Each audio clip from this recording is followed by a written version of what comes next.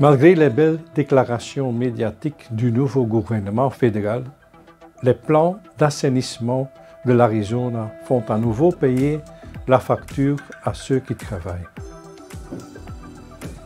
Ces lourdes économies touchent principalement les travailleurs, les retraités et les plus vulnérables.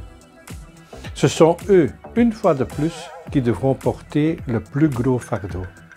Certainement pas les épaules les plus larges. Imaginez un ouvrier qui, après des années de dur labeur, voit sa pension diminuer, ses conditions de travail se dégrader et sa carrière s'allonger, et qu'il n'ose pas tomber malade ou perdre son emploi, car il risque d'être encore plus pénalisé. Le gouvernement de Vivre parle de plus grand assainissement budgétaire de notre histoire moderne, mais cela nous ramène à l'époque du gouvernement Michel. Comme à l'époque, les travailleurs sont sacrifiés au profit de réductions d'impôts pour les employeurs, ce qui se fait au détriment de notre sécurité sociale. Nous perdons ainsi des milliards de revenus nécessaires pour protéger notre niveau de vie et continuer à payer les pensions. De plus, le nouveau gouvernement fédéral surestime les effets de retour de ces mesures. Les plans actuels sont clairs.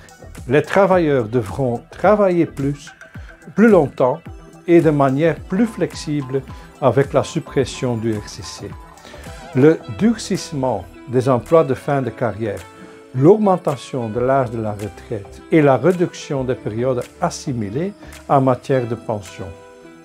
Tout cela est présenté comme étant des réformes nécessaires, alors qu'il s'agit en réalité d'un démantèlement de la sécurité sociale et d'un artifice néolibéral pour favoriser les employeurs et les épaules les plus larges au détriment du reste de la société.